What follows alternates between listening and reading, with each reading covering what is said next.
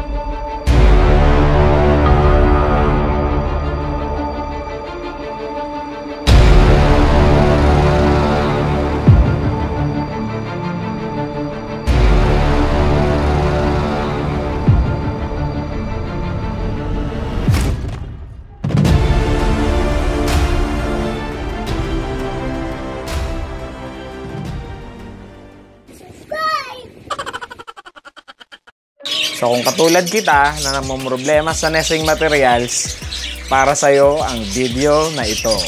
A few inches later. Yon! What's up mga kalumits? Yan, isang araw na naman para sa ating pagbablog. Yan, life goes on, sabi nga.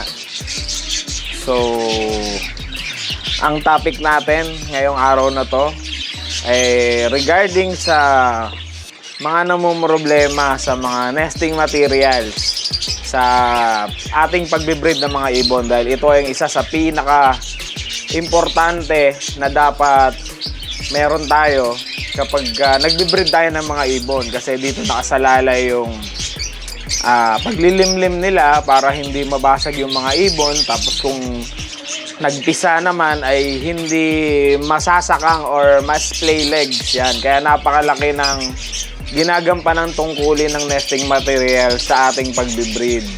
Kaya talaga namang isa ito sa dapat natin pagtuunan ng pansin, lalong-lalo na sa mga baguhan na nagbe-breed, dahil talagang napaka-importante na to. So, gumagamit din naman tayo ng mga malunggay, mga yung sa buko, yung palapa ng puno ng buko, tapos yan, yung kusot. Yan, lalo na dito, kung dito tayo sa syudad na halos wala nang puno na malunggay or wala na halos makita or magamit na nesting materials, unlike sa mga province, dahil may mga puno pa doon, punong malunggay, puno ng mga buko. Yun, dito sa city, napakahirap naman talaga, napaka-problema. So, last, gumamit lang din tayo ng kusot dahil wala na talaga tayong magamit na nesting material. Okay naman yung kusot, kaso ang napansin ko sa kusot, bumabaon yung mga itlog sa pagka nililimliman. So, tapos pag kinakalahig pa, mas marami yung natatapon kaysa natitira sa nest box. So, kailangan i-check nyo pa para lagyan nyo ulit. Kaya napakahirap. So ngayon, pag-uusapan natin at bibigyan ko kayo ng bagong idea sa nesting materials na pwede nating magamit na available sa market.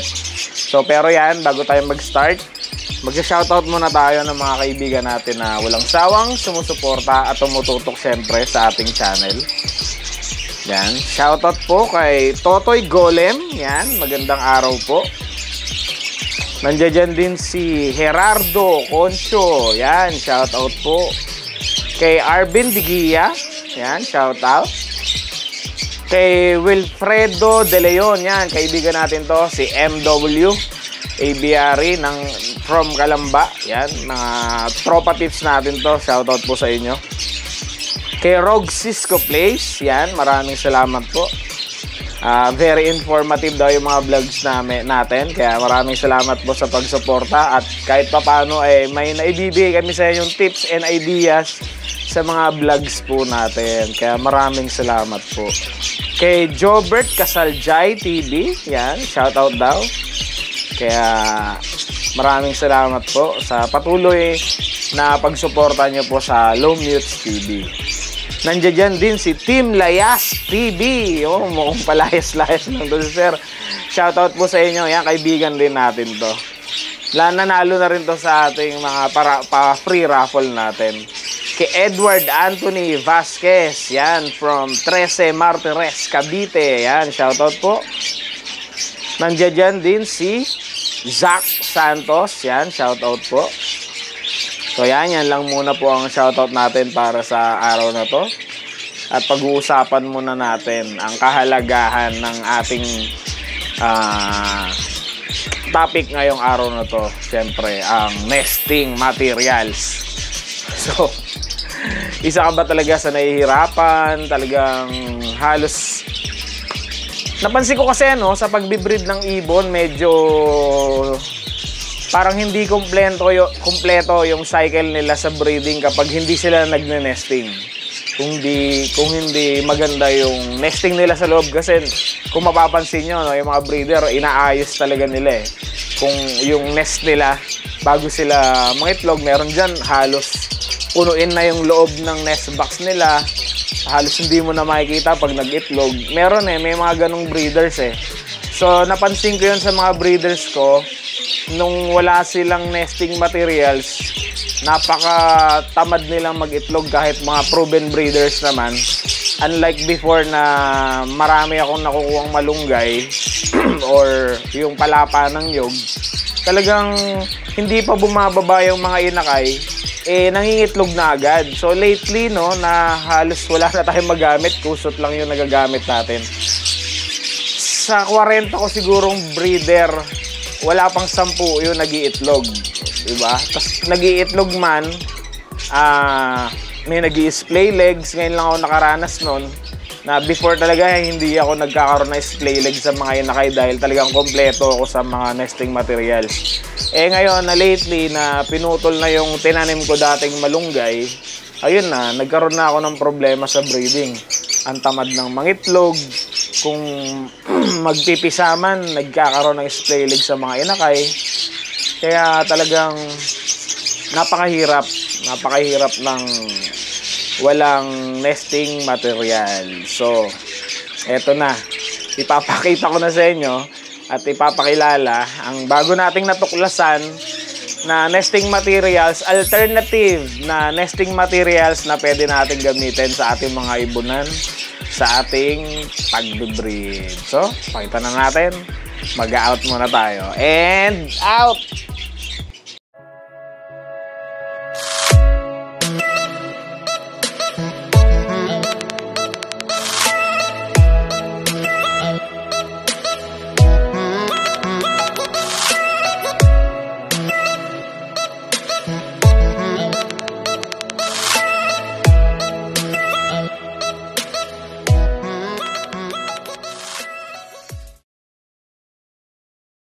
Yun, what's up mga kalomil? So ito na guys, makita nyo naman kung gaano itong kalaki at napakabigat. Yan, malaki pa sa akin, kalahati ko na.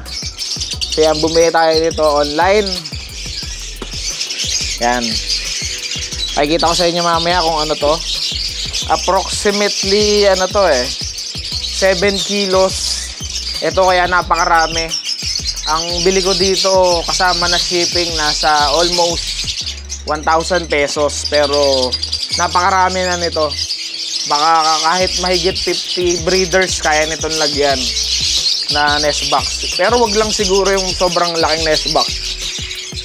Kung ang nest box nyo yung mga 8x8x10, yung mga ganon, kahit mahigit na 50 na breeders kayang malagyan nito or more. Kasi siksik naman siya eh. So ano ba to? Ano ba tong ano na to? Anong tawag dito? Sa breeding nesting materials na to. So ito ay nakuha lang natin na idea sa kaibigan natin na si Arthur Bautista. Yan, kaibigan natin yan. So matagal na raw niya itong ginagamit. Isa siya sa nag-tip sa akin itong nesting materials na to.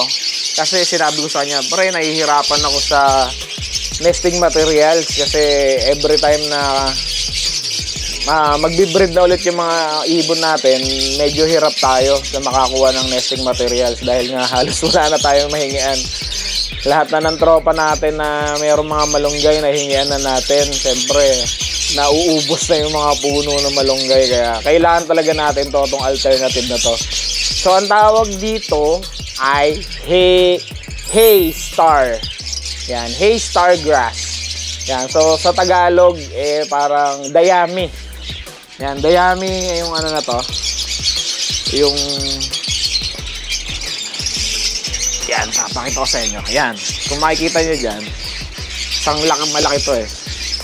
So ngayon pa lang natin to testingin. So yan, ito yung gagamitin natin ngayong nesting material sa kanila para sa mga alaga nating ibon. Baga okay naman siya kasi dry na siya. Yan, idedirekta na natin ilagay ito sa loob ng nest box nila. Tapos sila na mag-aayos nito. Alam niyo naman yung mga alaga natin, no? Ano yan eh, kumukuha ng mga hibla-hibla tapos babasahin ng tubig, tapos sila na mag-aayos nito sa loob. So tingin ko sulit na to kasi sa halagang 1,000 kasama na shipping sa Shopee, marami naman at punong-puno naman to. Talagang 7 kilos na yata to or mahigit pa. So ito yung muna itatry natin sa ating nesting para sa mga alaga natin kasi nag-iitlogan na naman ulit ngayon. So ang kinakatakot ko baka pag nagpisaan magiging splay legs dahil pag tinignan nyo talaga yung loob ng ating mga nest box,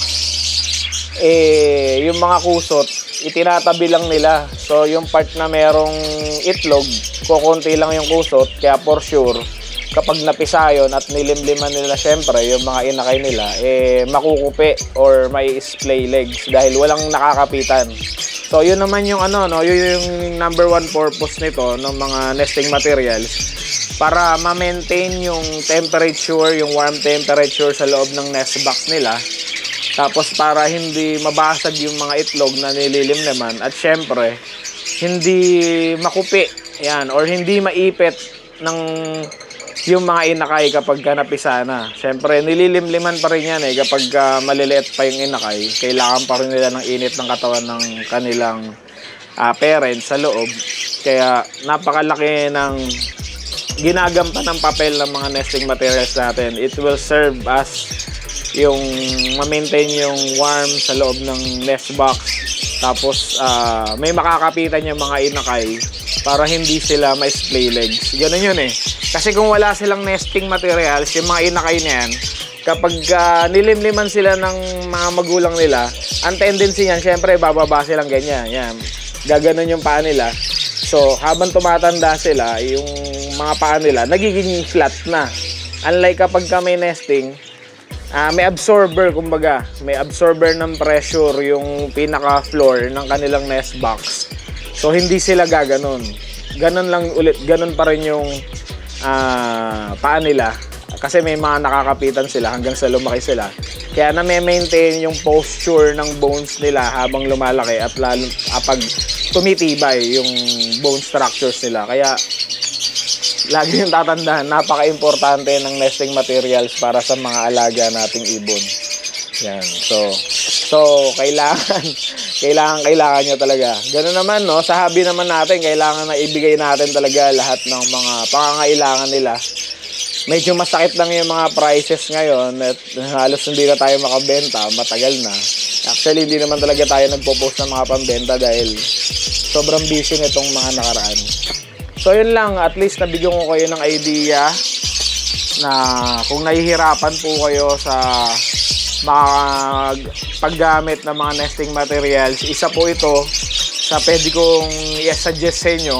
Umpisahan ko na, gagawa natin ulit ng content kapag kung ano yung mga mangyari, kung maging okay ba sa breeding natin itong Haystar grass yan, or Dayami. So yun, ito muna yung gagamitin natin. Bibigyan ko ng feedback kapag nagpisa na yung mga paitlog natin. Kasi yung iba mo mangingitlog na ulit. Kaso kulang sa nesting materials. So, kung may natutunan po kayo sa video na to, subscribe mo na yan sa mga bago po na napapadaan sa ating channel. Sana support nyo po kami para mas lalo pa pong lumaki ang community natin. At mabigyan ko pa kayo ng mga kaalaman regarding sa pag-handle at pag-aalaga ng mga ibon. So maraming salamat po sa patuloy na pagsuporta at panonood sa ating channel. So paano po? Hanggang sa muli maglipad. Ito po si Basti, ang inyong lingkod. Maraming salamat po. And out!